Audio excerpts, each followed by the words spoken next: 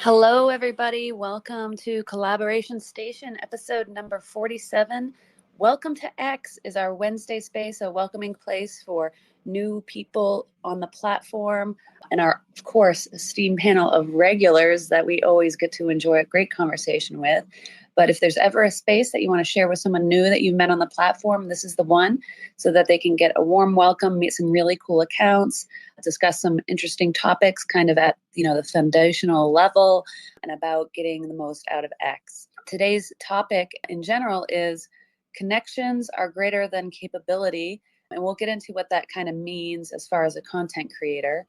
And this is just a general theme topic of the space, but anyone is always welcome to come up and chat about anything that they've got going on, that they're working on content-wise, introduce themselves, or share something that they've recently completed that they're excited about, or something that you've got coming up that you want to share. So with that, I'll introduce myself. I'm Kate Bly. I am the community admin at the Collaboration Station, freelance photographer and website designer, and X enthusiast. I have my wonderful co-hosts, Rich Silver and Christopher Fryan. And Rich, why don't you go ahead and introduce yourself to the lovely people here and the podcast listeners, of course. And then after that, Christopher, you jump right in. Hello, lovely people, and hello, podcast listeners. My name is Rich Silver. You can find me on X at RichSilverX. I am a creator who has my hands in a lot of different pots at the moment. I have a couple different communities on X that I admin, Silver Stackers and Collectors community, as well as the Make X Great community. And I am constantly putting out new content, whether it's digital art or music videos or posting articles about random topics or just whatever comes to my mind. I invite you all to please come check out my content, scroll through my highlights, and hopefully you'll find something that you like, want to comment on, and hopefully share. And I am Christopher Friant. I'm a digital artist, 2D, 3D artist, and AI filmmaker. And my show, Capstone, is an analog horror series, and it is out now. And there's a link in the comments for that if you want to check that out, if that's your kind of thing. Awesome. Thanks so much. My wonderful co-host phone me every week, and I couldn't be more grateful for that. And I think that ties in a lot to the connections part of the theme. I also want to just remind everyone to please repost the space, give us a like down below, say hi, leave a comment, share it out in any groups that you have, and let's get the space rolling. I'm in the mountain time zone, or whatever time zone I am in. It's not my normal time zone. It's the morning. I'm all discombobulated, so I need some great people here to take the mic from my hands as I drivel on, because I don't know what I'm going to be talking about. But first, before we get to that, we do have the fun little games we do, is the poll. So Christopher, I think I just pinned it up above. Yeah, the poll. Do you want to introduce that? Yes, the poll is, what is best in life? And your options are to crush your enemies, to see them driven before you, and to hear the lamentation of their women. And as always, the poll is highly relevant and really just critical that you vote in it, because serious decisions will be made based on the results that we all need to be respectful of and taking seriously. So thank you, Christopher, for the wonderful poll. And we do have the bingo game. If I can kind of get I should have probably done that while you guys were introducing yourself, but instead I just stared into space. So I didn't get the post below with the bingo game. Okay. This is why I don't do spaces in the morning. Now you're saying what I go through. You did this at like what, 1 p.m. or something like that? Yeah, my normal time, it's 1 p.m. It's lovely. I've had my morning. I've gotten going. I've done my emails, and then lunchtime I get to, I stretch my legs. I have an extra cup of coffee, maybe a snack. It's really a great time to host a space, 1 p.m. But why we do it at this time is because I do want to welcome people in Europe and stuff, because, when would be a good time for the three of us, maybe later. But then those folks in Europe, it's like getting pretty late for them. So just trying to be more inclusive with the time zones. And this is the fallout. Yeah. Anyway, so let me see if I can get this figured out here. I'm going to put the bingo card link. It's fun to play along, and there's probably, if anyone already knew how to get the bingo card, they probably already crossed off a few of those. So while I do that, okay, here we go. Brain's working now. Okay. While I do that, Christopher, what your idea for the title of the space, it was kind of your thoughts that got to the title. So why don't you share what that means to you, and maybe any thoughts that came to mind when you first came up with this title? Yeah, so connections are greater than capability, and this is not like, I'm not meritocratic, I guess I would say.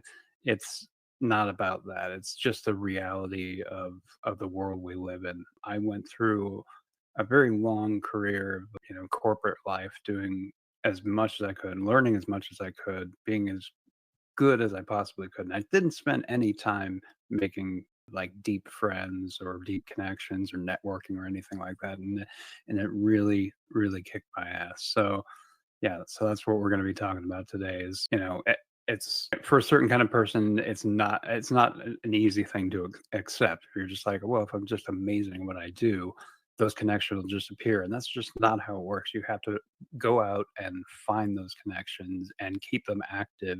There's something that the CIA does where they basically say, okay, we have our connections, we have our people that, they're on the take, or they're, we're giving them something they want. We're giving money so that they can bring their kids to school or something like that. But that relationship is always going to decay from the moment that you make that connection and you give them what they want. It is decaying from then on. You have to constantly re-up it and, keep in contact with that person, keep them happy. So, obviously you don't want the CIA version of that. You want to try to, have like genuine interest in a person, but keep in mind that those connections can decay over time. So it's not enough to just, oh, I'm just going to go to this person's post and, say, wow, you did a great job. And like, people don't care about that. I don't think. Like, it's nice. It is nice, but it's not going to be very meaningful to anyone. I think the best connections that I've made are on Spaces, and they've led to like the biggest opportunities I've had in the film industry, only because I talk to them and like in a more direct manner on Spaces. So yeah, so you need to be thinking about the level of the connection you're having and the depth of that connection. If you're just like, oh yeah, this is cool, yeah, we shared memes a couple times, that's fun, it's great, it's a good start. But you need something beyond that if you want an actual connection. Somebody who's like, oh, this guy's cool, he's reliable, maybe he'll, be good in this particular space. So that's what we're talking about here today. And I believe there was like a spin-off thing that we were talking about, but I can't remember what it was. Maybe you remember, Kate. Yeah, don't ask me to remember anything right now. But yeah, this is where, you can be the most talented person in the world, and especially on X, and now really all the social media platforms, it's just very hard to break through in the algorithm as a new account or someone that doesn't have already a built-in audience of people to interact with your stuff. It's very hard you can be the best, people won't see it. So, it doesn't necessarily matter if you're the best or not. Of course, that's always great, but it's a good foundation. Whereas like connections and communication, that is the power of X for sure. And, Spaces is like, that's it for me. That's the only, I do get some interactions in the timeline. I get out there and reply on occasions to just touch base and see where the people I like to interact with, what they're up to, what they're doing. But that's not where I find the real like connections are made. And space for me, it's Spaces for sure. That's a great point. And for a lot of people, I think if that get discouraged on the timeline, it's very easy to get blackpilled out there if that's all you're doing. And the people that jump into Spaces, maybe even just listening sometimes, I think we can all appreciate, listening to voices, listening to podcasts and stuff like that, and then being able to jump into the conversation. I mean, it's a very powerful thing, very unique, way of communicating. And that's why I kind of want to do this space in particular as like just a welcoming place for new people to come and discover spaces. And we've had a lot of people come through the community that way, that stumble into one of our spaces and they enjoy themselves, have a good time, have a good conversation.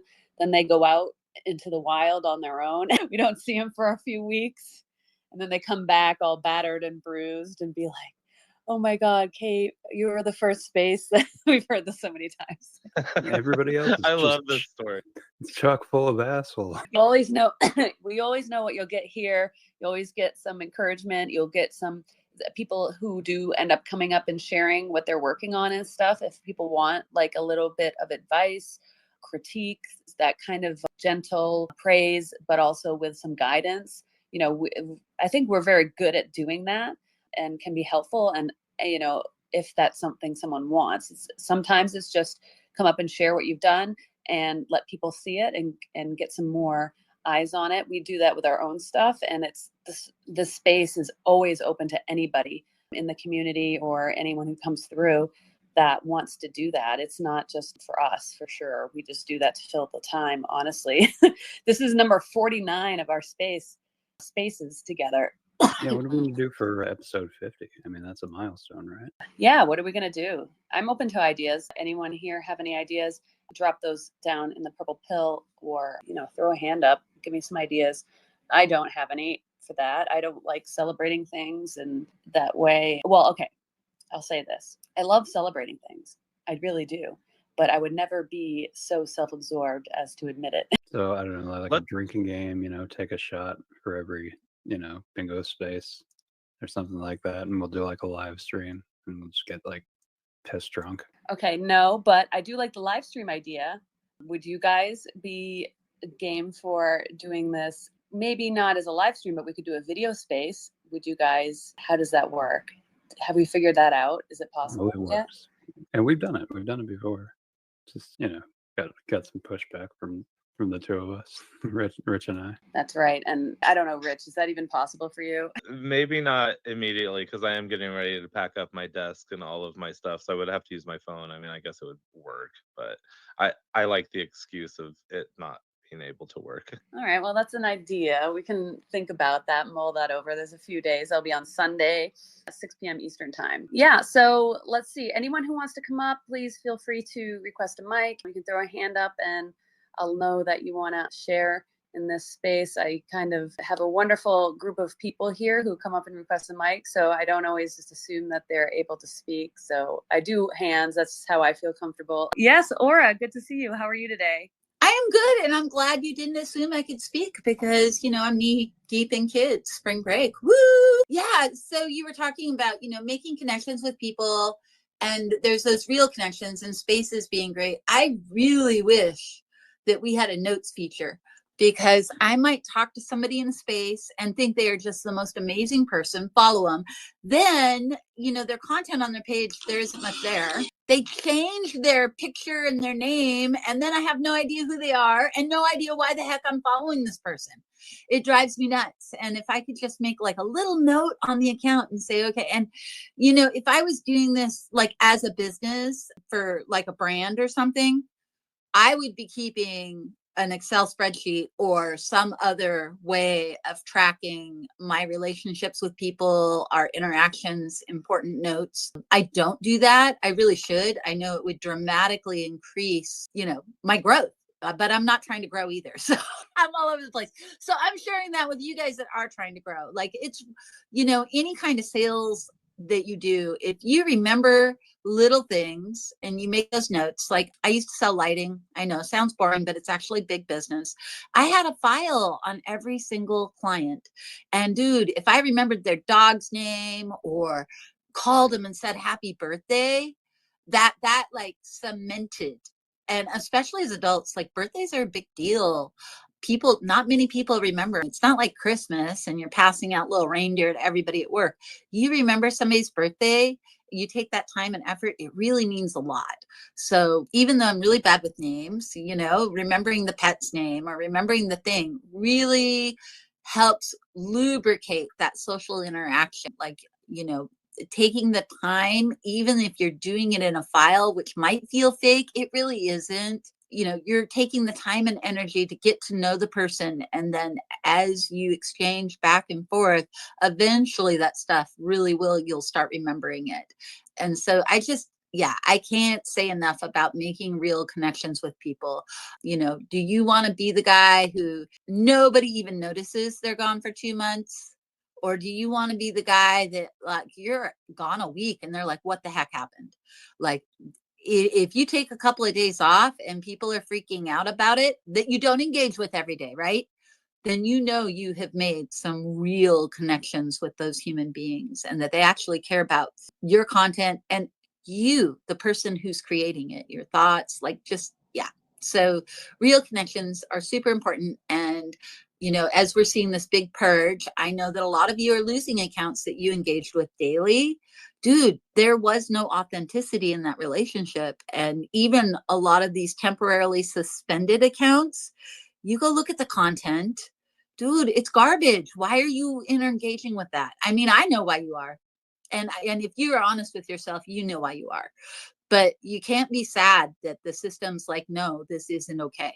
Because, like, there are people in this room right here that put so much time and energy and heart into creating content that, I appreciate greatly. For people, for the scammers to scam the way out they are, they're not just pulling revenue out of the program, they're pulling attention and making it really difficult for those of us who want to see quality content in our feeds.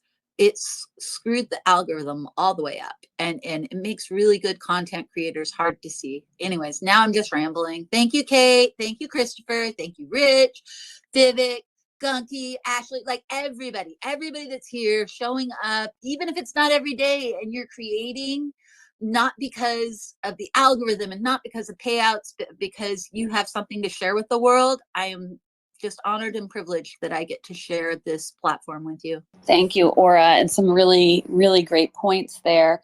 For me, the rumors about the bots, the purges of followers and everything going around, and I guess they're not necessarily rumors, there's people actually seeing it happen.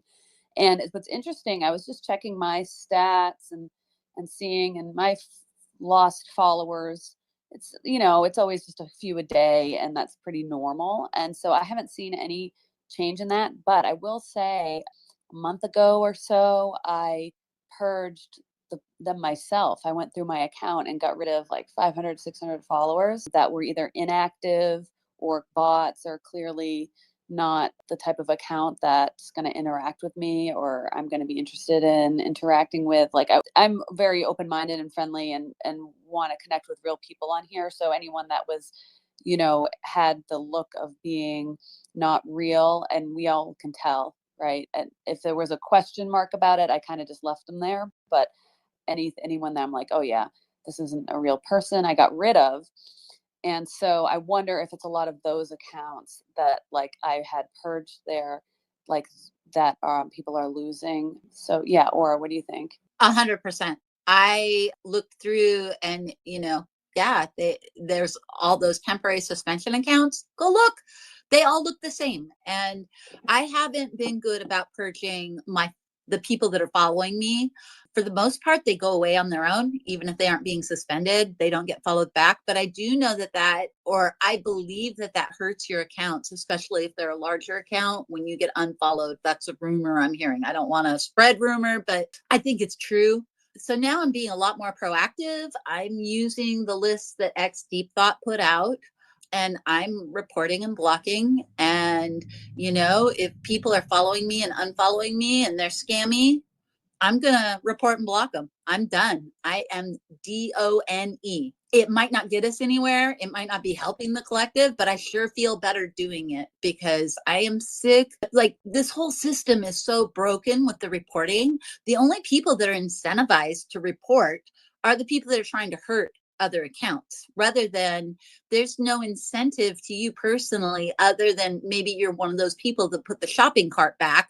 There's really no incentive for you to take the time out of your day to report these people. And like, we have to change our mindset, because it's not just about create a revenue. It's about the quality of the platform. Right now, I started an alt. Dude, it's all garbage on that alt feed. I can't invite somebody over. And I have gotten a couple of people to come to X and they're like, why are you here? It's all garbage. That's not what, there's so much amazing content. It should not be being flooded out by all that ridiculous noise. And the only way it's going to change, I think, is if we collectively just make it part of our culture that A, at the very minimum, don't engage with it, but B, also be proactive. And by being proactive, like I had maybe 4 people unfollow me in the last 3 days. Like that's below normal, actually. So I think maybe the purge stopped people from following me that would have followed. Yeah. And so this is interesting. I just checked because I was curious. Like I know in the past, I haven't checked in a very, very long time. If I send a Spaces link in an incognito browser, oh wait, no, I'm logged in on that browser. I'm going to try on a different browser.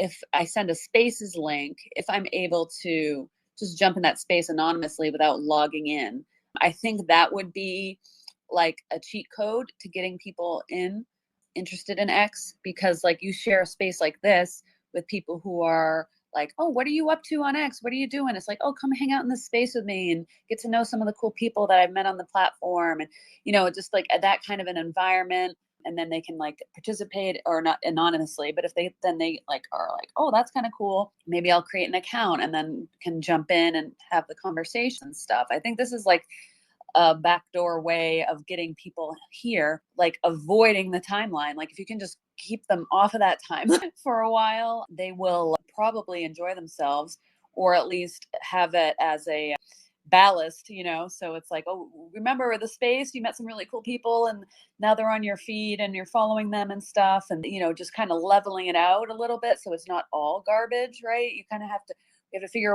out a way to curate people's feeds before they even start, because yeah, my alt accounts are just like complete train wrecks. And like I just opened it up because I use one to record the space, and I see ads for X, I'm like, what is going on over there on the non-premium accounts?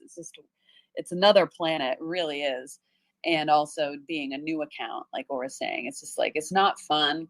It's, unless you have a core group of accounts that you're following or that it's not interesting either. It's just kind of ragey or really thin content. The famous one-liners that we all know and love, those get fed to you on a silver spoon when you're a new account, and you get to answer what your favorite pizza is and all these fun questions. So yeah, that's why I want to trying with Spaces, trying this. So anyone here, I mean, Aura knows a lot of people that she's tried. I have a few people that I've tried and have come over, but then don't stay for very long.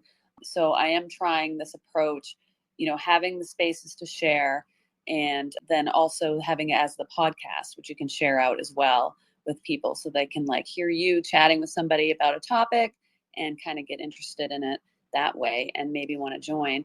And just use X with Spaces. I mean, I think that's definitely an angle. I mean, Jeff's down there listening. He's been very active in Spaces. That's basically all I know about him is from Spaces. And there's probably a lot of people in this room that all they know about me is from Spaces, maybe have checked my timeline from time to time or had me pop up in the feed. I don't know. So that is an approach, and you can get to be a fairly respected account. Like people, I show up in some spaces sometimes and people are like, oh, Kate's here. Oh, I hope she can come up and speak, blah, blah, blah, all this stuff. And I'm like, well, that's cool. Like, I think that's a really cool reaction to get in a moment, and then people want to hear from me. Whereas like if I post on my timeline and maybe it doesn't get that many views and not that many people see it or like it or anything, it's not a great feeling, right? We want that dopamine hit from a post. And so it's really a good approach, especially if someone is really good at having conversations and talking about topics. Yeah, okay, so I'm gonna ramble too.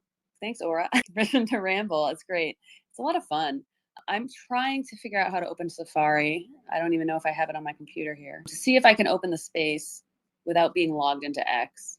I am curious about that. So our first actionable advice is get people into spaces anonymously.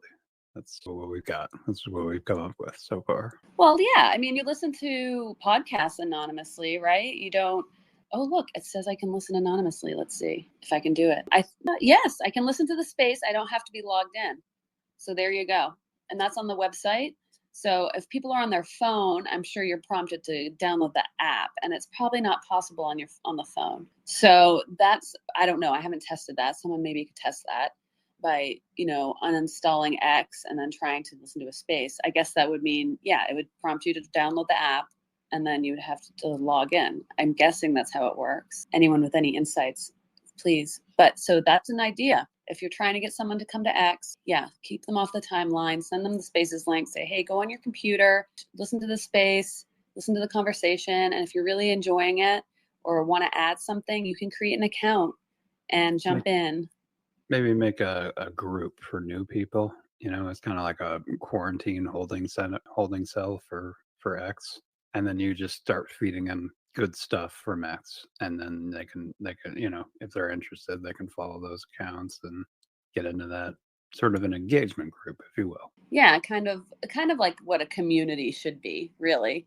You can send someone to a community, they can jump in there, they can see the posts of the active people in the community, see what they're up to, what's going on, jump in the spaces and not go to the timeline. Have the group be the home page. That would be perfect. Yeah.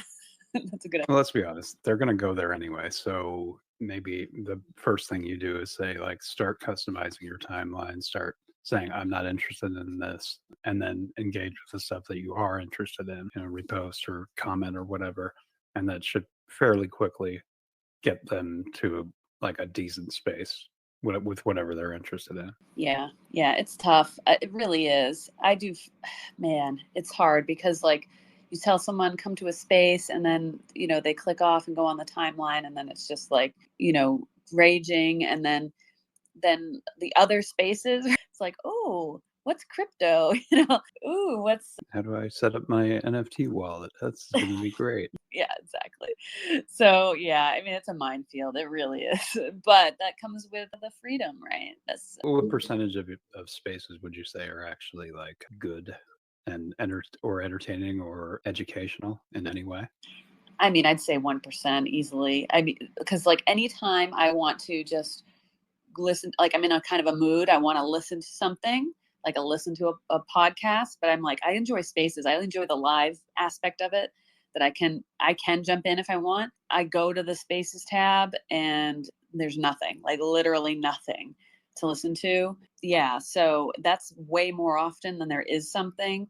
So, that I do think that algorithm, whatever it is in that spaces tab, is seriously terrible and broken. So I'm not seeing everything that I might actually enjoy. But if I can't find it, it doesn't exist, And they have no way to filter the spaces. Like if somebody's doing like an adult content space or something that's like, that's a really bad topic, like, something violent or like hateful or something, there's no way to filter that.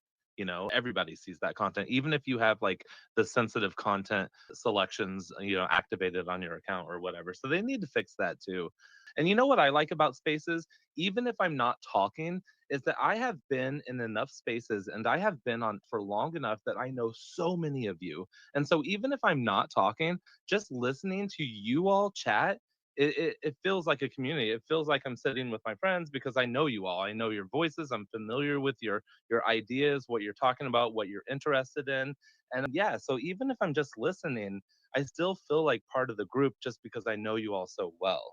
In a sense. Yeah. I likened it to a little like party at someone's house, like, oh, my friend invited me. I'm going to come and just sit here awkwardly next to the dip and celery sticks and, listen to the conversation until someone says something that maybe I can chime in about, or someone introduces me to someone else, that kind of thing. So that's the vibe I kind of akin spaces to. And when it's like a little bit like spicy or topics I'm not maybe want to be associated with, doesn't mean I don't want to listen. So maybe I'll put in a listen anonymous, right? But I just don't want people to know I want to listen. And then there's the other ones where it's just really a deep conversation. And, I imagine sitting at like one of those big tables in a manor and everyone's having a conversation of their own, that would be kind of cool to be able to do. All right, so we got some more people to add to the convo here and some more listeners. Thanks so much for joining us all down there. This is a great room of people here. So if you're seeing some new faces down there, the listeners and up on stage, you haven't met some of these folks yet, check out their profiles. I encourage you to follow each other if you're not already. I'm sure most of you are already, but the cool people do show up here, so it's worth checking them out. We'll go to Aura, and then, we got Gunky, so we'll go to Gunky after Aura. Okay, so I can't even remotely claim what the percentage of good spaces that are spaces out there, but I have found that there does seem to be a higher ratio of high quality spaces with smaller spaces, in my opinion. I do try to be careful about attending spaces, and I'll go in anonymously if it's an unknown to kind of check out the lay of the land, because I don't want my followers following me into a space. If I request a mic on a space, I'm endorsing you. That's what that is, because I know people will see that. And so I try to be careful about that and make sure that I'm only taking mics in spaces where there's really high quality conversation. And I think that, when I go to the larger spaces, man, so often there's like a clickbait title, and that's what drew me in, because it's a topic I'm really interested in. And then I get in there and it's just all this Jerry Springer type crap happening. I get mad like every time. So there are very few large spaces that I actually will go into without being anonymous first, and very few that I feel are quality, to be quite honest. I mean, they might be entertaining if you like Jerry Springer, but that's not what I want. I want to be able to listen to spaces and hear different thoughts or learn something or just have fun while I'm doing my housework, man. Is that too much to ask? We could do the Jerry Springer thing. What do you think, Kate? I think I'll leave. Well, yes, the showmanship of Jerry Springer, I agree with you. Or there is a side to him where he would, like at the beginning of the show, when he'd bring the Nazi youth guy with the mohawk and the nose ring that attaches to the earlobe out, and he'd be sitting out there alone. It would be a genuine interview, and he was very a curious guy. So I like that part of it. So maybe we could do something like that. We can go more Sally Jesse Raphael. What's the difference? What's the difference? Yeah, laugh at that, Rich. Ridiculous. Seriously, what's the difference? Ridiculous. I'm not even gonna give that. There's a difference, Christopher. Is it the difference between throwing chairs and not throwing chairs? Yes. Yes. Yeah. Okay. And but the kind of an open forum type of interview where he wasn't afraid to interview anybody. Like there wasn't, if someone said, "Oh, you shouldn't talk to that person," he did. So that I do appreciate. That mentality is completely vanished from our society. It's now actually People platforming people that are against your beliefs is actually evil for some reason. So yeah, it's kind of interesting twist how when we lost Jerry Springer, some of the the entire culture war was set off by Jerry Springer leaving the air. I just had a yeah, go Rich. I was gonna say I had a thought. We could do I know Aura's I'm gonna leave, but it would be funny to do a Jerry Springer style show, but make it relevant to X. Find some people who have had public beef on the timeline, and have somebody come into the show, think they're just being interviewed, and then have the other person come in as the guest speaker and put them head to head and have them talk about what's been going on. It would be hilarious. It's a fantastic idea for a show. And yes, I'm not going to do it. Don't you worry, because this is not something I'm interested in doing. But you can do what you want, Kate. I just won't attend that show. I don't think you would make it a full-on thing unless you got huge impressions, and then be a sellout if you want. I'm just not going to hang out with you anymore. Oh. No, it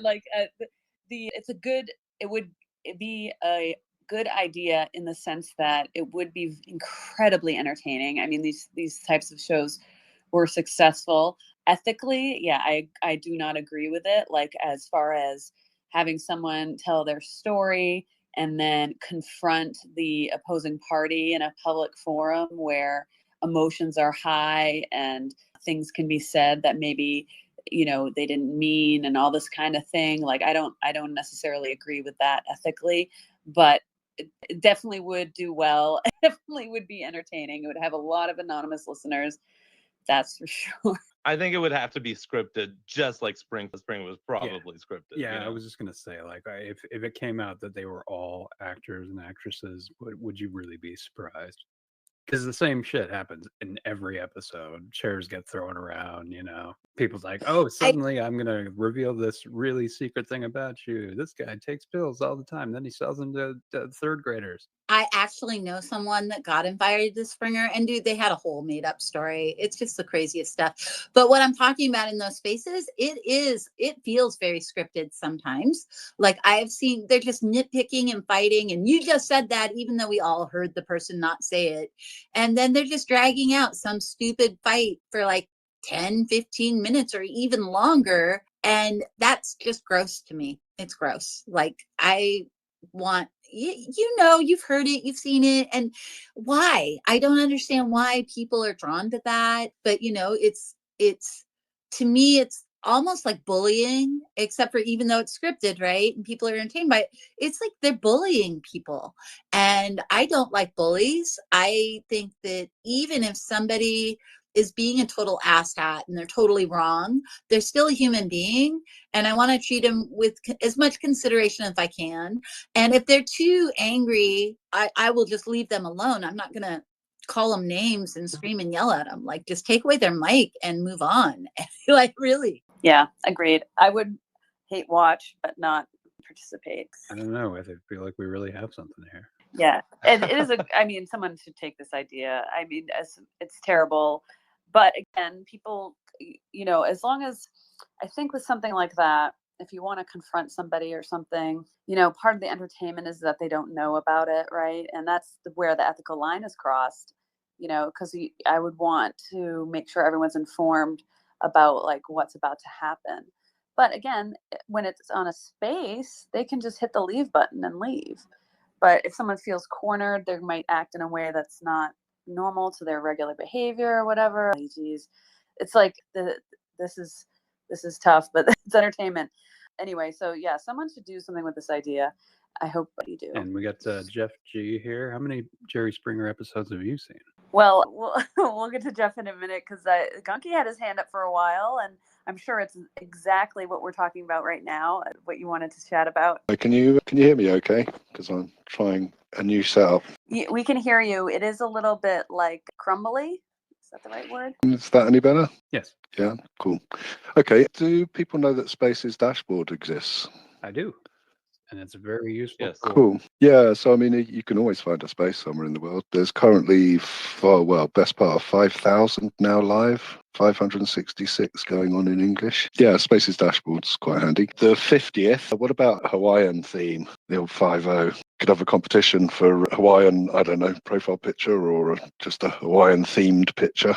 That's just an idea. And the other thing was, right this second, I'm working on a graphic to sort of illustrate the different types of spaces and how they works.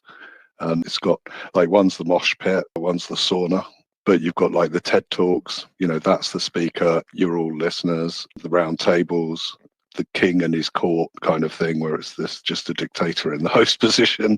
Yeah, and just, you know, it's a work in progress, but trying to sort of define what type of space it is.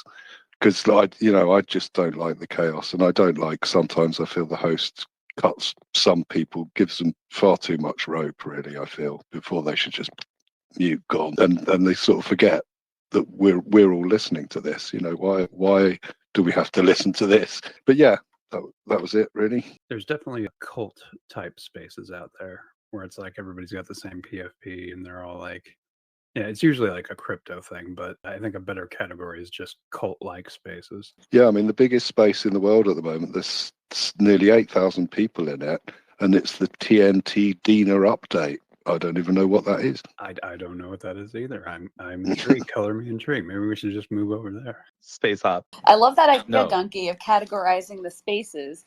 And if you're out cruising around all day, you can share a space and you can put the little badge with it when you share it, you know, and give a review or something. That might be a fun angle to take, and, you know, with a little bit of a meme and sense of humor to it. Might be a fun thing to post, and probably would get people to, you know, follow you, especially people who are interested in spaces, to find out what ones are good and to check out next time, or if it's a regular show, or if it's just a one-off or whatever. Yeah. Well, I feel like we need some sort of jargon. If someone just says, "Oh, it's a Jerry Springer," don't bother kind of thing, and or it's a mosh pit, or my favourite one I invented is the sauna. The idea is you get the sauna up to temperature, and then all the host does every now and then is a little spoonful of water just to keep the steam up, and that's all they do. It's a kind of hands-off hosting sauna. There's also what I would basically describe as your local bar. Everybody's just drunk and just like, it's kind of a mess, but it's also kind of fun at the same time. That's like how these shows exist. They're just like everybody get drunk and get on Saturday night. Well, I go into Famous in my phone. He does this 24-hour thing every Wednesday, and I always now, my routine, don't tell him, is I just listen anonymously, and I just find out where it's at, because there's a silly period when he's been at it for like 18 hours, and then he kind of, I don't think he drinks at all, but it kind of sobers up a little bit in the last couple of hours, and there's a clever period for an hour or two, and then there's chaos for a while, and people turning up with soundboards and drunken Englishmen going a bit crazy, and big opinions coming in, going nowhere.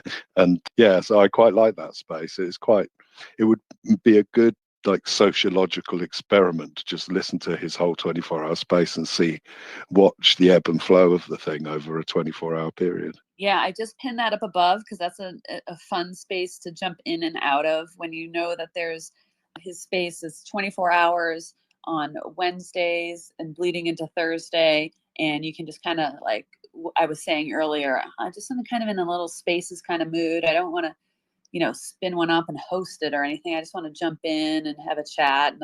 No pressure. Don't have to be performative or have really an original thought of any kind. Just pop into there. So I put that up above.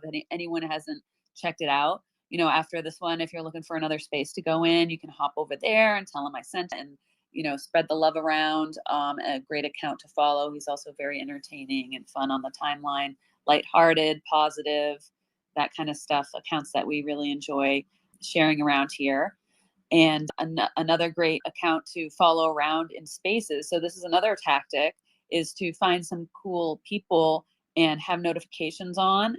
And then you get a notification when they are speaking in a space. And Jeff always knows where the good spaces are. He is a fantastic person to follow around if you want to find some really good technology spaces. Also, like other topics, like wide ranging of topics, but they're always these very good discussion spaces, kind of like these ones. And so I want to introduce Jeff. If you haven't met him yet, how you doing today, Jeff? Are you able to speak? I'm going to take that as a no. He's also usually on the job when he's jumping into spaces. So Jeff, if you can hear me, feel free to jump in at any time, and we'll yield to you so you can, when you have a limited chance to add your thoughts, just jump right in and we'll let you pop in. But Gunky, before we go to Artist Journey, I want to ask you, what did you categorize, or would you categorize my spaces? What would you say they are? A dictatorship. No, conversational. I think I sort of include myself in the group these days, maybe, but I feel that way, which is great. I think hard to categorize. It's a round table, I would say. Arguably, it's a round table. Everyone gets a chance. There's no restrictions on people speaking. If anyone holds their hands up, From my point of view, this has been kind of my whole introduction into talking in spaces, is coming in here and joining in. Playing Follow My Leader with Chris. And you this is not the experience you'll generally get. It's way more of a shit show on other ones. I think it's helpful to like run your own spaces or be a co-host, because then you can kind of like manage that chaos. Yeah, and Christopher is a fantastic leader to follow if you're looking for someone to has as a cult leader just in your own mind. It doesn't mean he's actually doing it, but you're just thinking that way. He's a great one to pick for that. Yeah, let's go with that narrative. Yes. And and I'm glad you said that, Gunky. I do have a little bit of a dictatorship. I do like to have control of the space. I do enjoy that bit of power. It feels good. I don't have it most of the rest of the day, in general, in my everyday life. So I do enjoy having a couple hours in the week to just be the one at the top with my little crown on and all that stuff. But at the same time, I want to have it be an open conversation so everyone feels welcome. Anyone can come up and share whatever they want. I mean, we can talk, we're talking about connections and capabilities and how they relate to each other as a content creator, but anyone's here is welcome to take the conversation wherever they want to go with it and or share what they are doing on this platform, because that's how we get to know each other. And, I'm constantly evolving with the content I'm putting out. So, it's good to update as we go along, move along, even though some of you, come regularly. It's always good to get a little bit of like, oh, what's new? What's happening? What are you working on? That kind of stuff. I do enjoy that. And we'll go ahead to Artist Journey, another fantastic account on this platform to follow. So create some really cool things with AI and other stuff. So how are you today? Doing well, thanks. Hi, everybody. Good to hear y'all voices. A lot of fun conversations and talk. Yeah, I just wanted to come in and say hi. I was just thinking about the Jerry Springer thing. Hate to bring it back there. I was just thinking, instead of that, though, if you had like AI voices, for example, like parody of celebrities, and then you get them to kind of go against each other in a Jerry Springer format, I would say that's like less intrusive of actually real people using their real profiles and just using those fake ones to kind of like prompt in a discussion about what's going on. And it's more I would say that's a little bit more punching up because, you're going against like these celebrities and against people who might have like these personal grudges online, which is so funny because it's like very high school dilemma-ish. But yeah, I just thought that was kind of interesting. In terms of like gathering people into X, some of my best friends, I just met with them the other day because both of them, their wives are pregnant. This is going to be like the last time we're going to meet in like 6 to a year from now. So we had like a last parting hang up, which is kind of funny. And they just finally started getting into using AI, like using ChatGPT, LLMs. I was telling them about it for a while. My friend's even a programmer. He makes apps, but he was just like, no, I'm not really into it. But he was really into it now and try to they don't even use social media about trying to show them like, well, there's some good things about, X and some things are available to check out. But it really is like going through the reads and finding and picking your things. So definitely glad I found everyone here because like I mentioned before, this is like one of my favorite spaces. It's very calm, it's very easygoing, still always insightful conversations. It's always about having a great host or number of hosts. You three are amazing at this.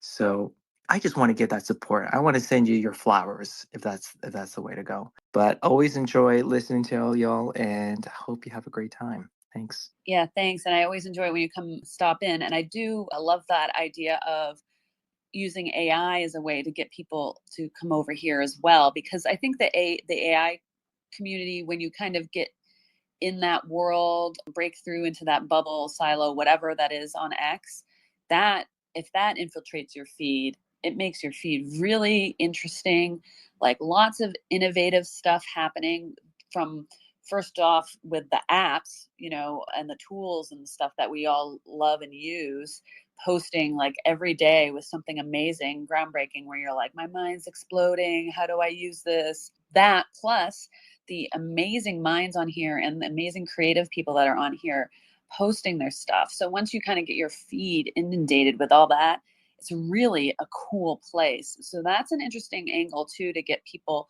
over here, is to kind of show them some of the really great AI accounts. And once they start interacting with those, then the feed starts to get piled up and filled with that kind of content, which is just always so good. And most of it is positive. There's only like a few, of course, the haters, right? Whatever.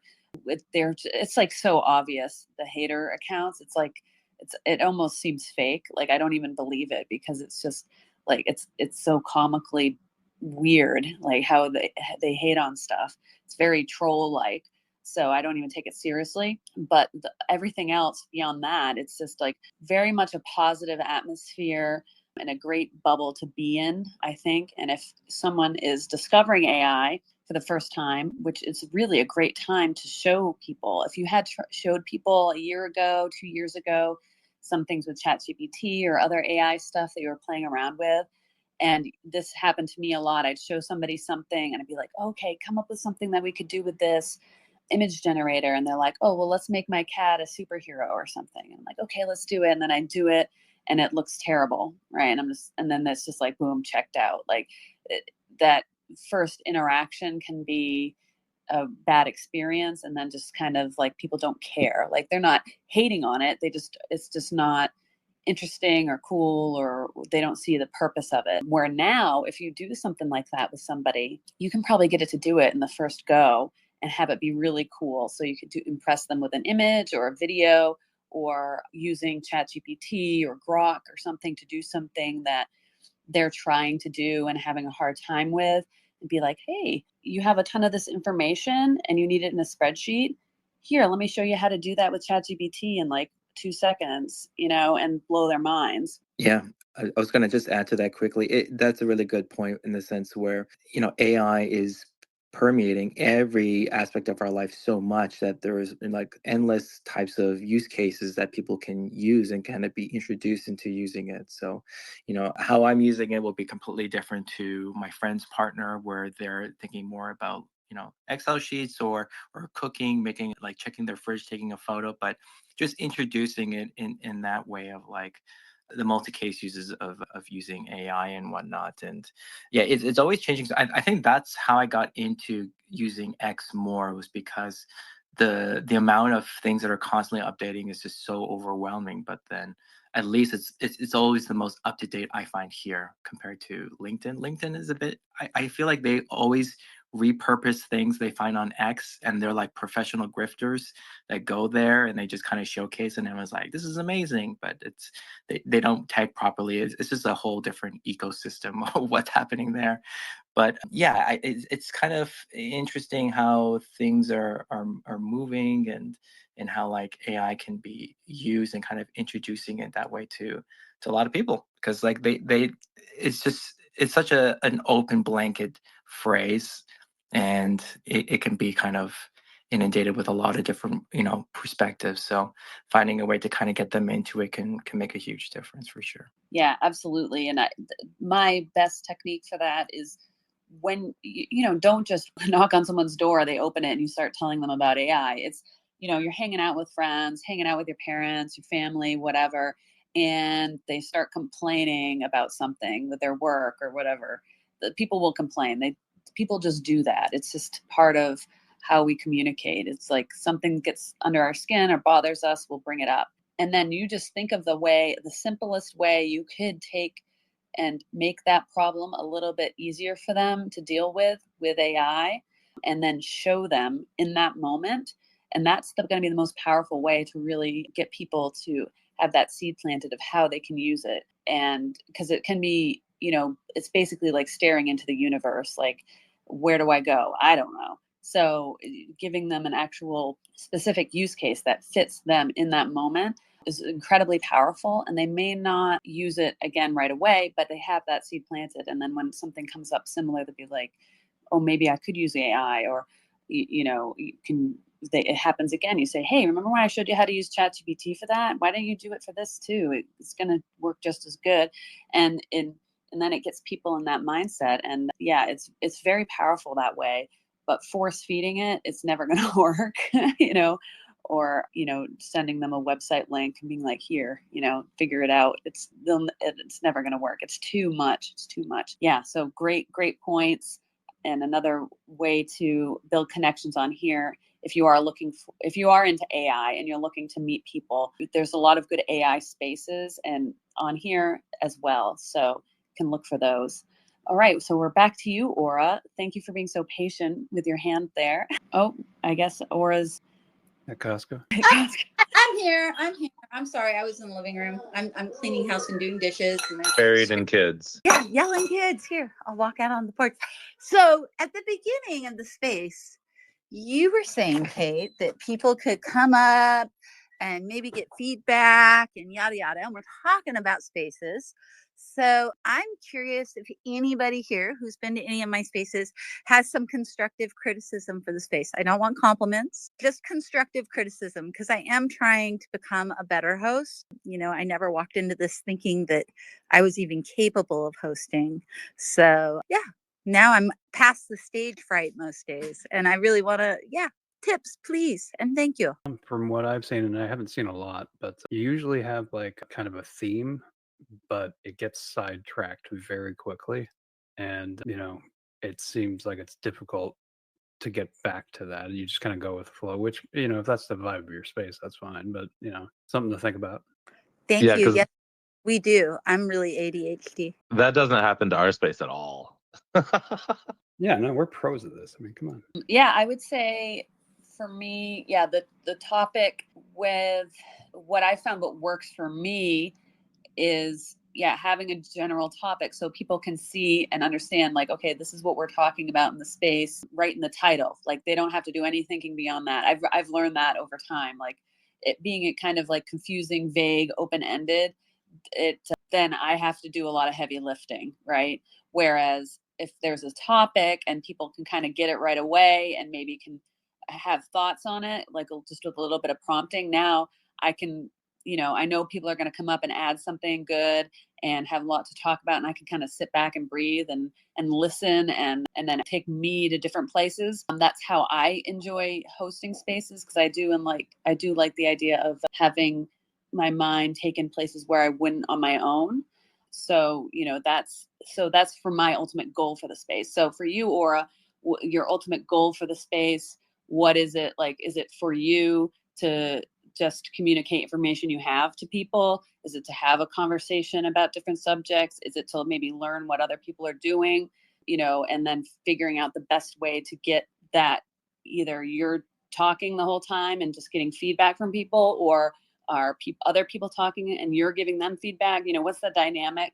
And then once you kind of have that honed in, it'll make sense, and then everything will fall into place. Because for me, with your spaces, which I really enjoy and I do listen to, and I will come up and speak when I can, I find them very informative about like the latest things going on with X, and like the changing dynamics of the algorithm and features, and the rumor mill, which you are very much tapped into the rumor mill on X, which I just love. So like that's why I enjoy listening to it. But Can we clarify that by rumor mill, we're talking about the platform, not people? Because we don't do rumors about people. Just want to make clear that. Oh, yes. No, not about specific people, not a gossip space. That's not what I meant. Like just the changes on the I platform. knew what you meant. Yeah. I just make sure nobody else misunderstood, because I don't want people coming in and talking about, so-and-so did this or so-and-so did that, unless it's really important, or you really want to support somebody who's doing something amazing. We do try to keep positive. Thank you so much. I think that you're right on the topic. What's been happening is I just, I create the space and then I do the topic later, because, it's every week and we never know what the heck's going to be happening in X land. Today's Wednesday, by tomorrow's space, there could be an entirely new feature or crisis that, is going to be the conversation. So, but I do like that. And I just find lately I'm doing way too much talking. So I need to pinpoint that and figure out how to get more interaction from other people. And it's definitely for me, because I have questions or observations and I need to know what other people know, because there's way smarter people than me that come to these spaces. So it's awesome when they come and drop knowledge for all of us. And then there's a lot of it nobody knows, but noodling it together helps. And I see that a lot of that in your space. I mean, because I love your space. Yeah. So we come up with our topics like usually the few hours before the space. And it's usually the three of us, we kind of chat about it a little bit, see what we could each maybe add something to. If it spurs a little conversation in the chat, then we know, okay, we need to stop chatting about it and that'll be the topic, and we can just save it for the space. And then when it comes to like the X topics and the latest changes in the platform and everything, I mean, that's something people love talking about and love sharing what they discovered. So possibly just posing that question of what have you been noticing on X lately? I want to know what you've seen. What's your, putting out these questions that people can answer, like anyone can answer that. And then that will be an invitation for anyone who's able to speak to come up because they'll be able to share. And you can then maybe make it more specific, the question more specific as time goes on when you kind of get deeper into stuff. Like, is it are you talking about spaces? Are you talking about the For You page? Are you talking about, whatever? So what are people seeing? That might help. I don't know, but you do great. Do your thing. And I really enjoyed your interview. I thought that was a very good format that you should pursue more of too. Yeah, I totally want to do that more. If anybody down there wants to be interviewed, I mean, I'm not saying you're guaranteed that I'm going to interview you, but if you want to be interviewed or plug something that's a little more in depth, feel free to DM me. Because yeah, I love doing the interviews. I haven't done one in over 6 months, and I got to tell you, it is. Because I do a lot of research, right? Like if I'm going to interview you, Kate, I'm going to spend all the time from when we agreed to do the interview researching as much about your life as I can so that, I'm pulling that out of you. Because I don't think most people just get up and, hey, I'm Aura. I'm a grandmother of 4. And most people don't have, or at least not the people I want to interview, right? So thanks for that. Yeah. I would say that's a more professional way to go about interviews. Yes. Oh, that was a dig at me because my interview style is I want to know as little as humanly possible about somebody before I interview them. And I want to discover it with the audience. And that's just my approach. So I think that there's 2 approaches to that kind of thing. Neither one, in my opinion, is better than the other. But yeah, I mean, I won Christopher over when I interviewed him. I mean, this is a great tactic too. If you're trying to meet somebody, maybe romantically, get involved with them, you can ask, hey, no, I'm saying other people. Oh, wait. She was totally trying to meet somebody. If you are genuinely interested in somebody, usually asking them if they want to do a space together so you can find out more about them. It doesn't have to be a formal interview or whatever. Have a conversation. That might be I think that's hilarious. Ask if you can interview. Hey, I think you're hot. I'm really interested. Can I do an interview? So the next time that you interview a guy, should I be worried? Oh, no, I'm taken. It's just my curiosity I'm feeding. But this is a move. I mean, the digital age, it's a different move than saying, hey, want to go get a cup of coffee or go to a movie or something. You have to be a little creative. Yeah. So, right. So that's a great point. The spaces, if you want to get to know somebody better, it's a great tactic. And I'm joking about being a romantic proposition, but it's also just a great way to feature an account that is awesome, that maybe isn't getting the reach that you think they deserve. Like if Aura, you did an interview with Green Man, that would be amazing.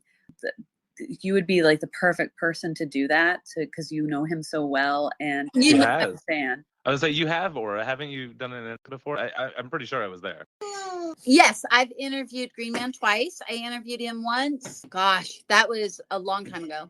So, and then I interviewed him on Smash or Pass. You were there, Rich. I believe you were the co-host for that show. And he was just fabulous to interview. And I'm sure I'll interview him again. I am so sorry. She's being very angsty at the moment. That's Swiggy.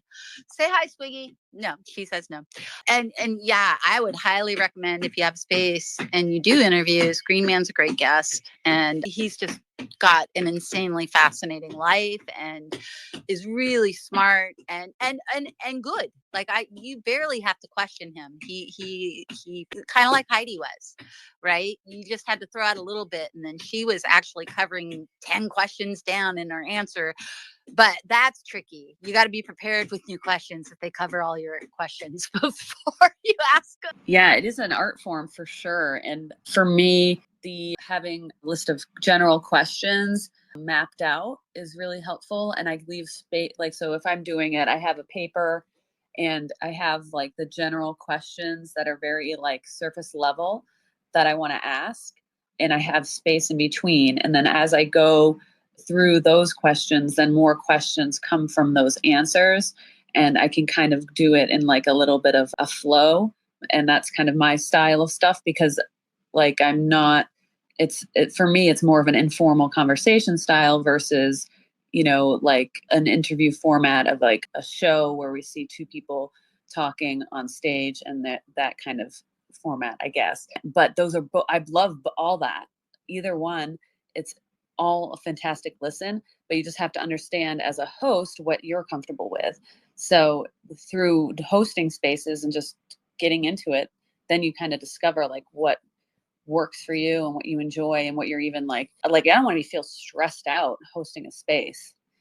So if anyone here hosts spaces and you're feeling stressed out when you're getting ready to start it, it's beyond just the initial like, oh, I have this to-do list I have to do like 15 minutes before a space and it's a little frantic. Like that's just what it is. I just mean in general, that feeling like we all know getting up, oh, I have to go to work today, like that kind of feeling when it comes to your spaces or whatever. It might be time to pivot or figure out what it is that you're doing that's not fulfilling you, because there's no one making you do any of this stuff. So Yeah, you should manufacture a way to run your space, topics you want to talk about where you're excited about doing it or you think it's going to be really fun, like if you're looking at it as like a job and, oh, I have to do this because it's time to do this, something's wrong. You gotta fix that, because nobody's making you do this, right? Are they? no one has a gun to my head right now at this point in time. No, they don't.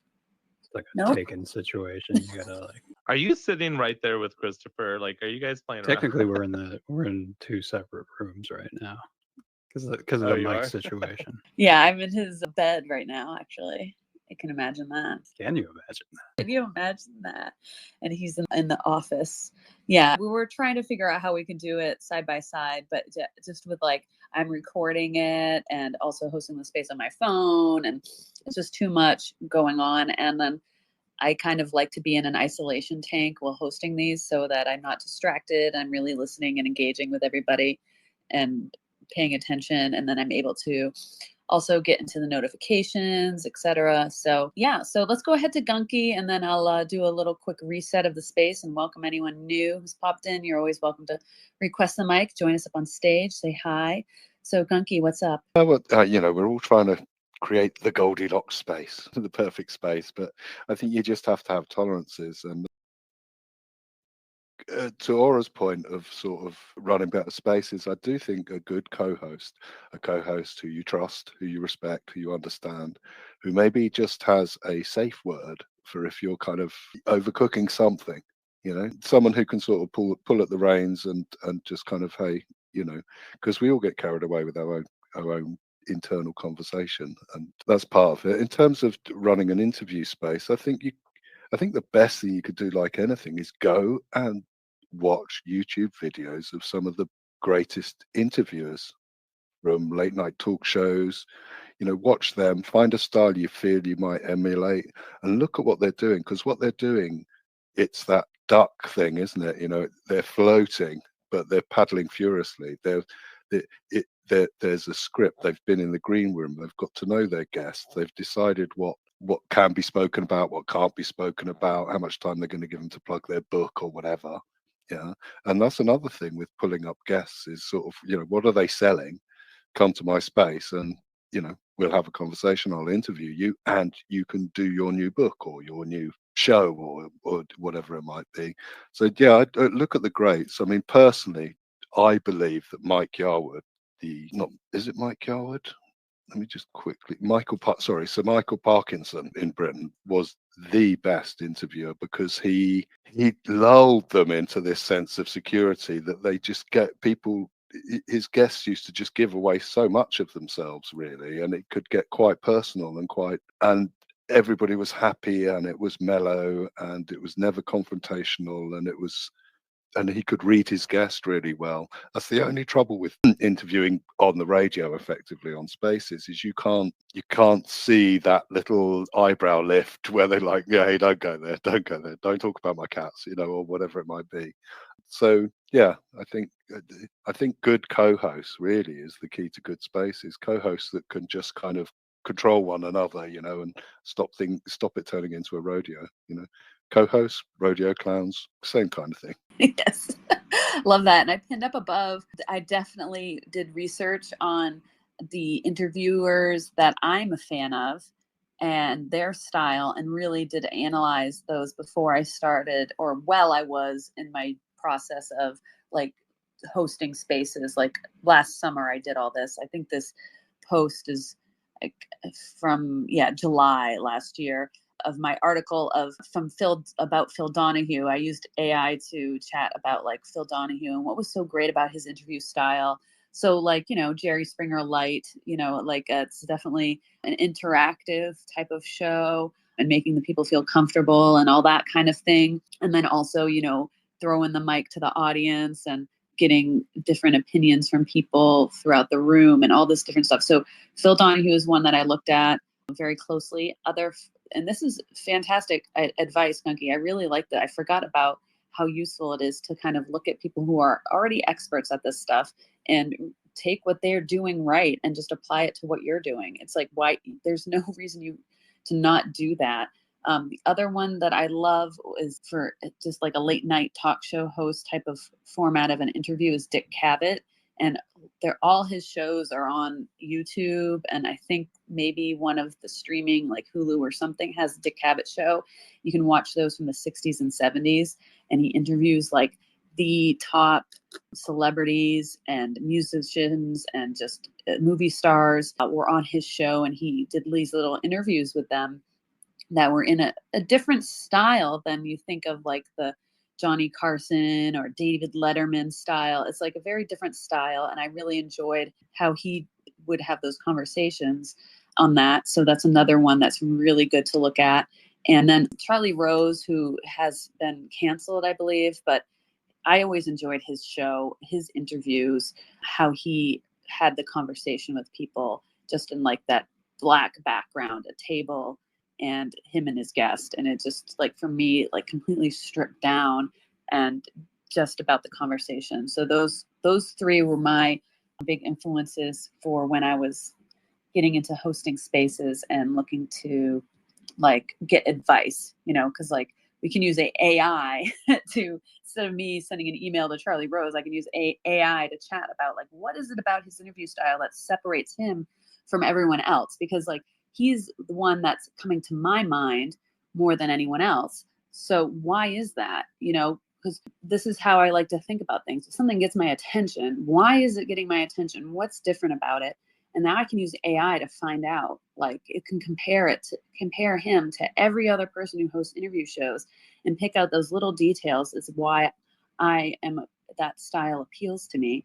And then I can apply that to what I'm doing and replicate it. Or maybe it's something I'm doing anyway. I don't know. So, I mean, it's all well and good to watch those people and pick up pointers and everything. But I think what you really want to understand about these people is that they're good because they've done it a million times. So taking tips is great, but you still need that experience. And also, talking about interview styles, one of the things that I see that certain people do in interviews is, some of them will do the research, some of them won't do the research, but the ones that don't do the research, they also read a lot. They have a lot of things to talk about that they can kind of use as like a segue to get into that. So even if you don't like the whole idea of like, doing the research on a specific person, like you can't just be a cipher. You have to have something to say or something to bring up to then relate to whatever they're talking about as a way to get in, like a crowbar. You just,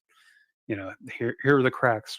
I can use that to kind of force my way into a deeper conversation. Yeah. If there's got nothing behind your cold, dead eyes and nothing to offer, you have to, be considerate of that. And then, yes, of course, reps is the number one thing you can do. You can do all the research in the world. And I think this is where connections is greater than capability comes in. Just doing it, people, you can talk to them. You can host a space with somebody and ask them about, like, I do it with Christopher all the time, and I could do it with Rich. I could do it with Gunky. Aura. I could do it with any of the people in this room, because I know you all have a different story to tell, something that brought you here. That's your own path, your own journey, your own creations, what's led you to where you are today, what you've learned. Like, I could definitely easily do an hour with each person in this room. And that's genuinely because I'm curious and would want to know. But if I'm not interested in those stories, like if that's not my thing, then it's not going to be a good thing to do other than just getting practice in. So use the connections you have and get that practice in and figure out what you like if you're not sure. So yeah, this is a great conversation where this is headed. Gunky, yeah. Yeah, I mean, I'm up for it. DM me if anyone wants to do it. Yeah, I think that would be. I think when you study them and I mean, like you're making notes and you're looking at how they introduced their guest, how their opening gambits, the preamble, and also I think the best interviewers know a lot about their guests. Yeah, they kind of already know the answers, but they've set out a format to present those answers, let the audience see those answers about their guest, but at the same time they can like freewheel, they can go with the flow of the conversation simultaneously, and that's the whole sort of duck paddling kind of thing. And to do the whole thing, they've got an hour, well, they've got 20 minutes to get as much as they can, to wring every last drop out of their guests and to entertain people at the same time. I mean, it's a huge skill. But yeah, it's something. Conversations I'm very fascinated with. I mean, I just chip in here and there. But the other thing, on another point was made. One thing when you talk about the cold thing, I made a comment to someone about a particular British politician. Is they remind me of the dead fish you see occasionally float by when you're fishing on the river. Yeah, just an aside. But the other thing I think I want to do, is to try and bring older people in spaces, try and get them past. I know two or three of my neighbors are like, they're in their 70s and their phone is basically text, sometimes a phone, and they will still dial on the phone in the house, and trying to sort of say, you know what, that's a flipping, $600 iPhone your son bought you for Christmas, and all you ever do is text. Yeah, just to sort of, just listen to these spaces. It's like it's every they're lonely. A lot of these people are lonely. I might actually do this. Actually, there's a little old people's home at the corner, just around the corner from me. I might just go in there with my phone and my headset and just say, guys, check this out. You could listen to this all day, all night.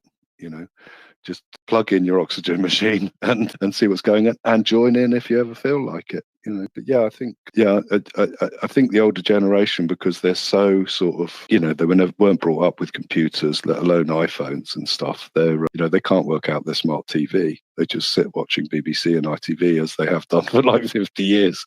I think that would be good. Maybe we could do something within the community of sort of, some kind of bonus points for bringing someone older than 60 into the community. Yeah, it's always interesting because they always have a lot of stories. They always have a lot of experience. One that Yeah, exactly.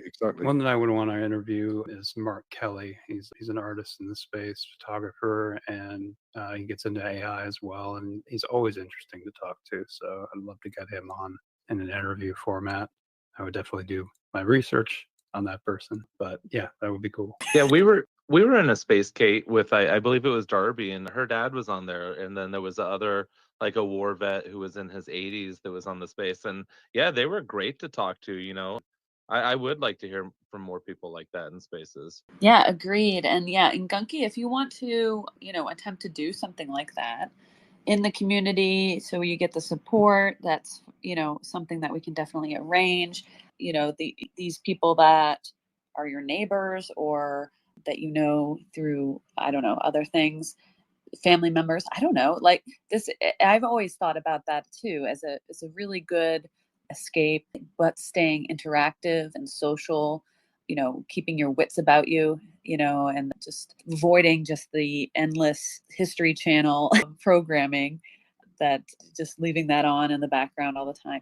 Like there's definitely better ways to spend your older years, I think, and spaces is such a great way to do it. And the amount of wisdom and what they have to offer, you can probably pose someone that age, you could probably pose almost any question and they'd have something of value to share from an experience they've had or anything like that. I mean, I just thinking about, like, if spaces were around 20 years ago, being able to interview people who had been in World War II, that would be just like so valuable. And will we think the same thing in 20 years? Like, oh, we should have been interviewing everyone who was in the Vietnam War or lived through the 60s, that whole change, and being able to tell those stories, because that's who's in that age group now. Are you trying to accuse us boomers of actually knowing something worthwhile?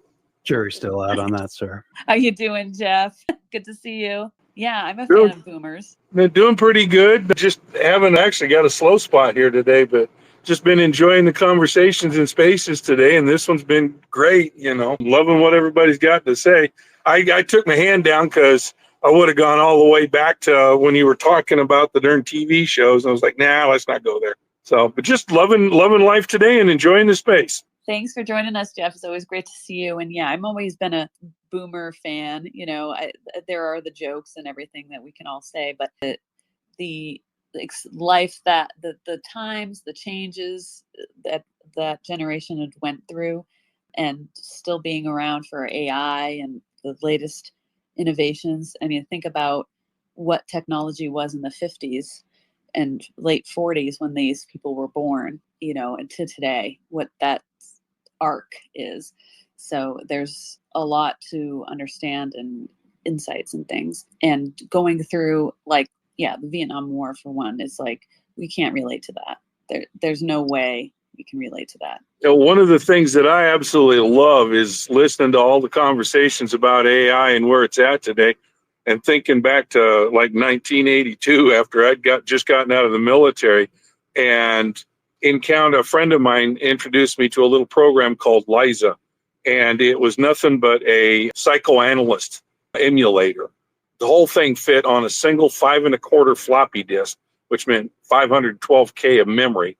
And I spent 2 hours arguing with this thing, having the time of my life. But that was actually really the beginnings of AI right there. And so, that's one of the things that I get a chuckle out of, is the fact that I've gotten to watch this entire evolution up to where we're at today. And it's like, I saw this coming 30, 40 years ago, and I'm loving it. Yeah, it's so awesome. It's so awesome. And I'm a history fan, and how it all it piles on top of each other and everything. So very cool. And I want to welcome new speaker William May to the stage. I don't think we've met before, so great to see you. Thanks for joining us. How are you today? I'm doing great. It's like, yeah, I'm doing pretty good lately, especially this week. And I haven't had like many good days in like a while. So, I mean, yesterday was a good day, but like before then it was like I was just totally depressed. So, you know what? Just rising back up, kind of like a phoenix from its ashes. That's how I'd see it. Yeah, it's always a ebb and flow of ups and downs.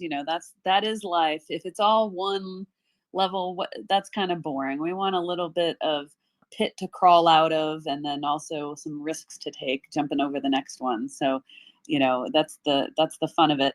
So you're new here to the space. I'd love to know what you do here on X and what kind of content you create, or why you're here, basically, so we can get to know you better.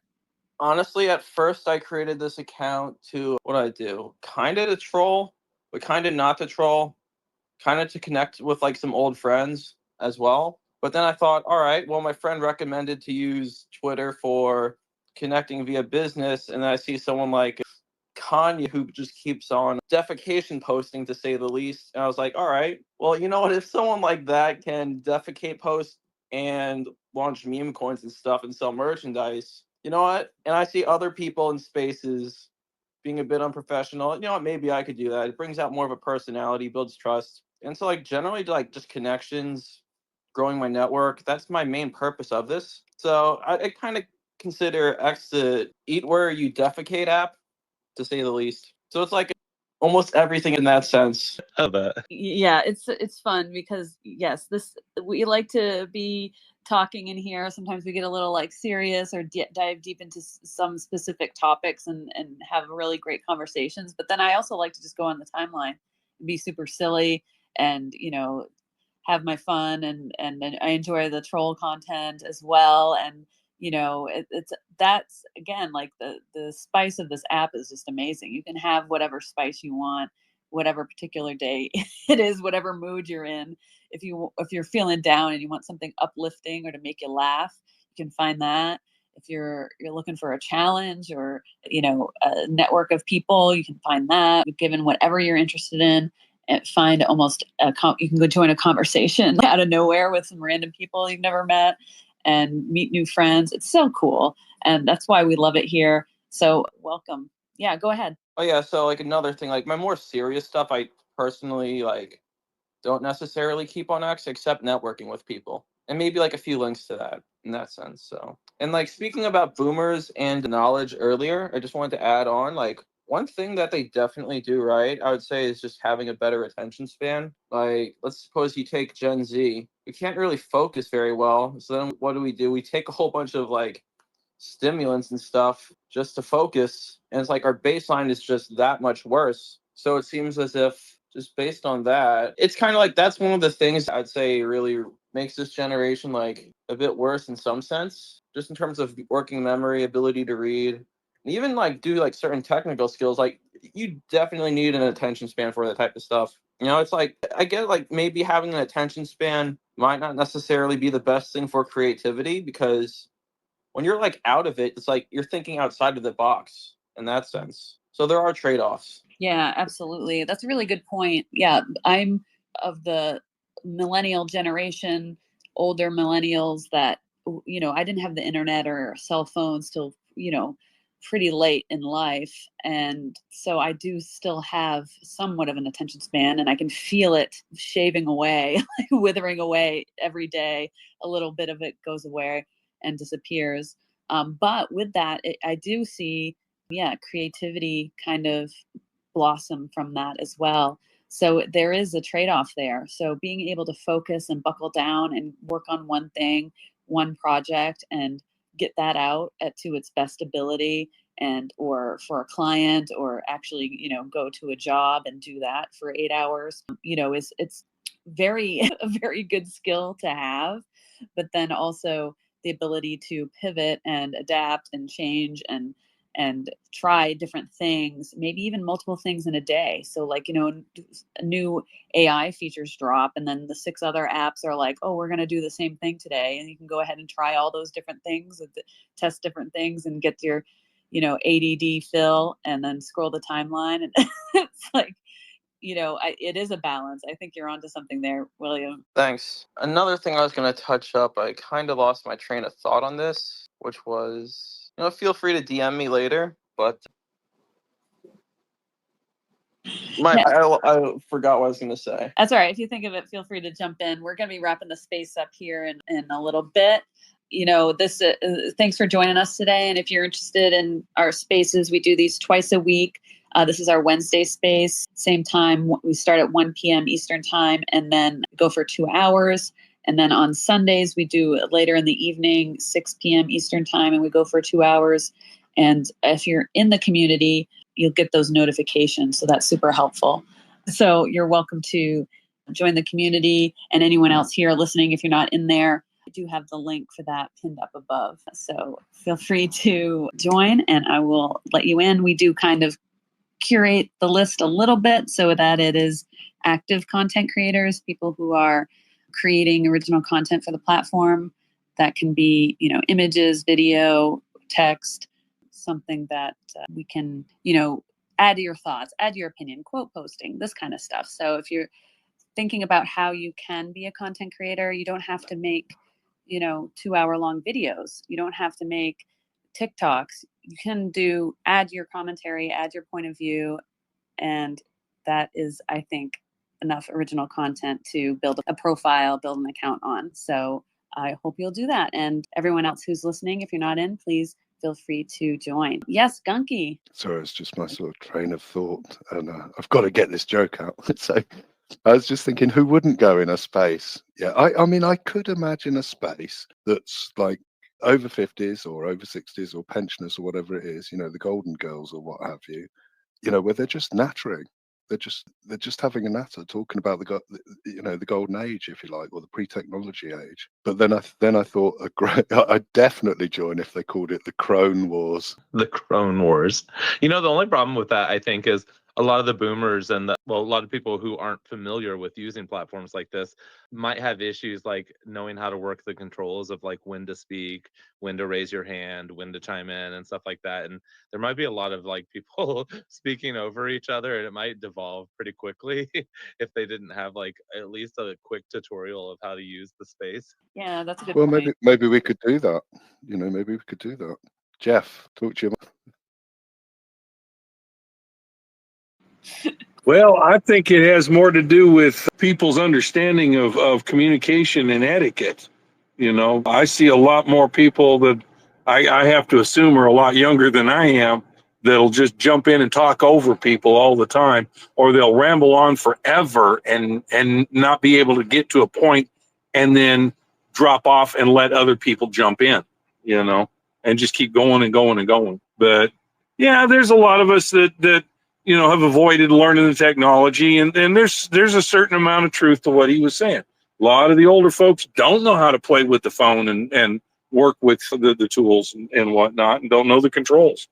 There's some truth in that too. Yeah, and I think a lot of this stuff, it's the same thing what I was talking about with AI earlier. It's like when someone tries something and then it doesn't really work, like as the label describes, then, or it's difficult or clunky, or it's just like too many steps or whatever. These are real barriers.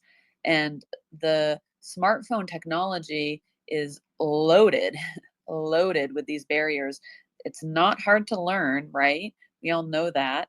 But if you have like arthritis in your hands, or you don't have the sense, like this happens as you get older, the sensitivity in your fingers goes away and you can't necessarily feel what's going on or how you're interacting with the screen and stuff. And it's like, these are just things that happen with aging. So it's just difficult to use, so why would you use it?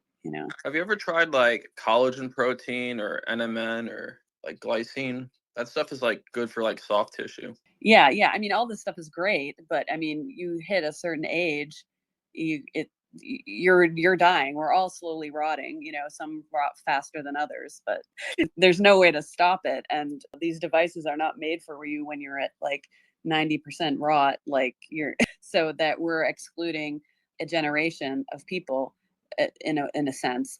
And the workarounds of, oh, you can just turn on the voice mode or whatever.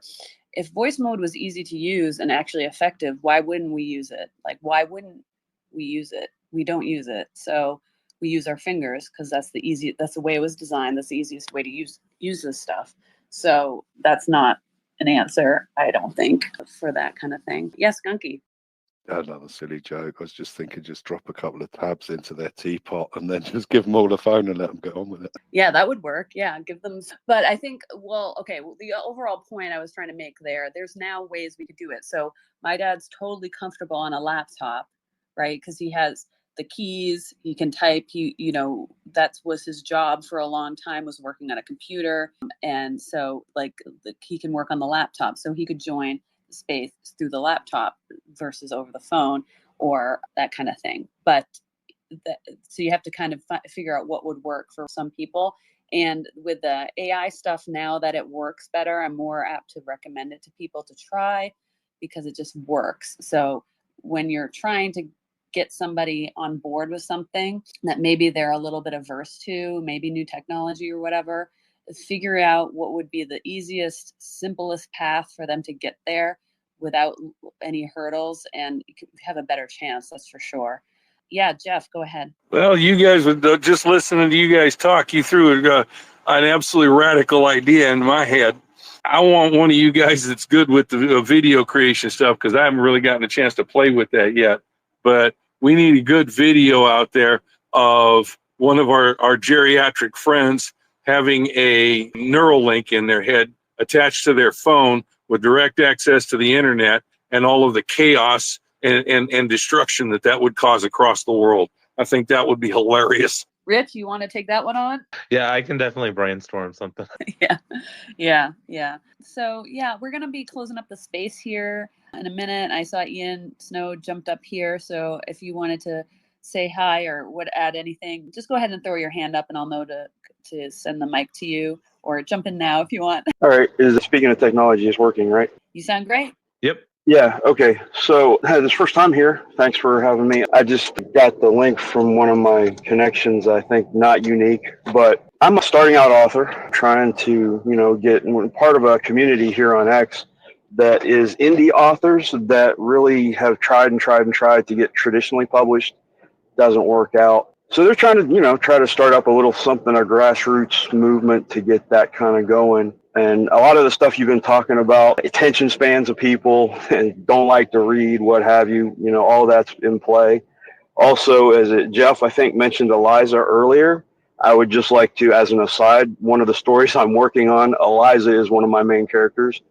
Thank you for that little plug. But I don't know. It's just we're looking for ideas, and anybody that's got some out of the box kind of thinking on that, to kind of expand our reach to get more people interested. And of course, we're all 100% willing to reciprocate whatever media people are in. Although I will say that a lot of the artist space, particularly authors, seem to be really, really, I want to say apathetic, but it's worse than that towards AI. It's really antagonistic. So that takes a little bit of working. I myself am not. But anyway, that's all I have. Oh, well, welcome. This is great. Yeah, we have authors pop in here from time to time. So our spaces are a great place to mingle and hang out and meet others.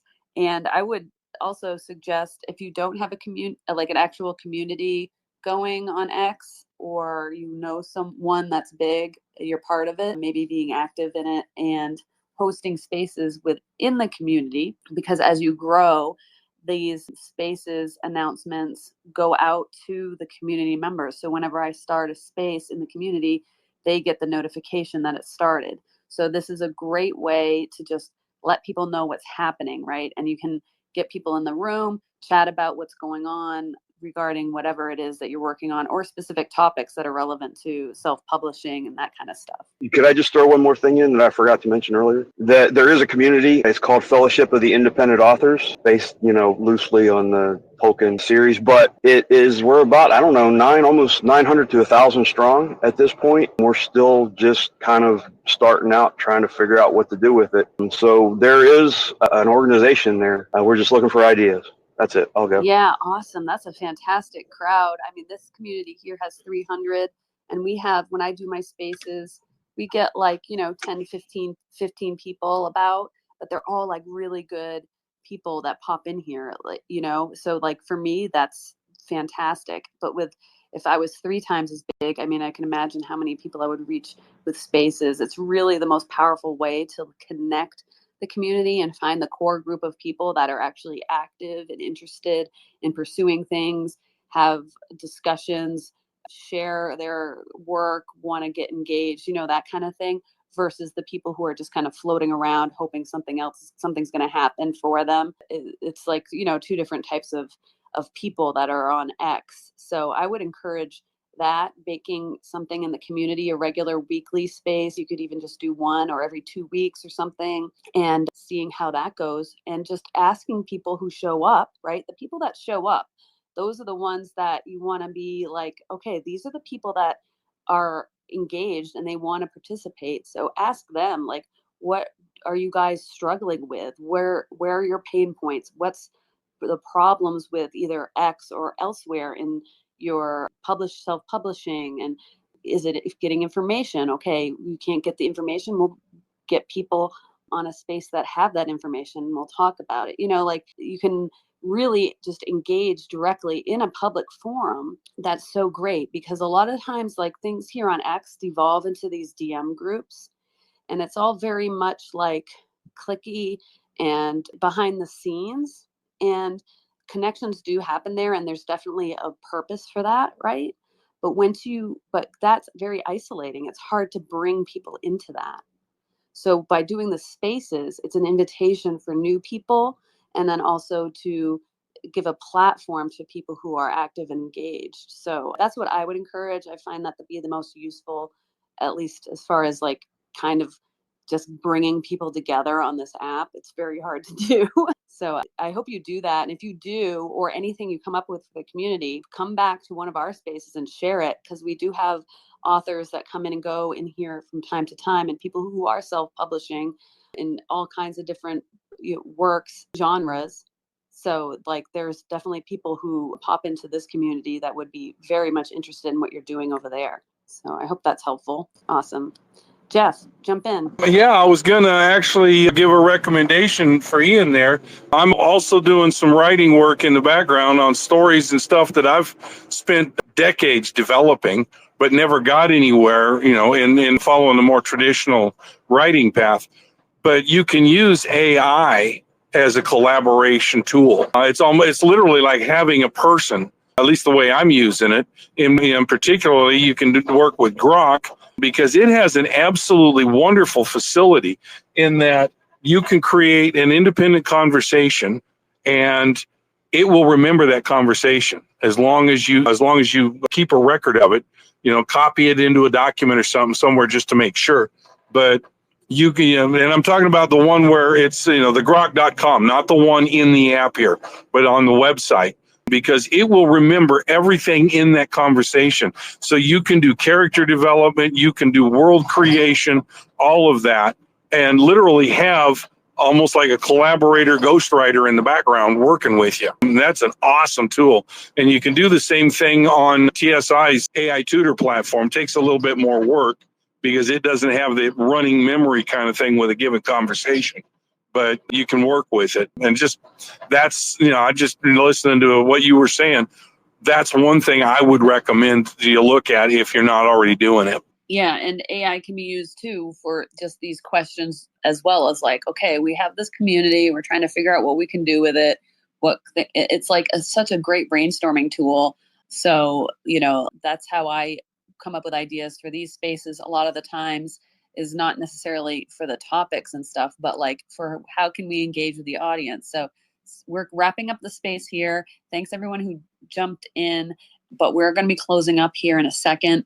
And I'm tying this all in because I used AI to come up with like, how can I make this space more interactive? And one of the suggestions was to have the poll. So get your votes in. If it isn't closed yet, go back to the first pinned post, or you can find it down below in the purple pill and get your vote in.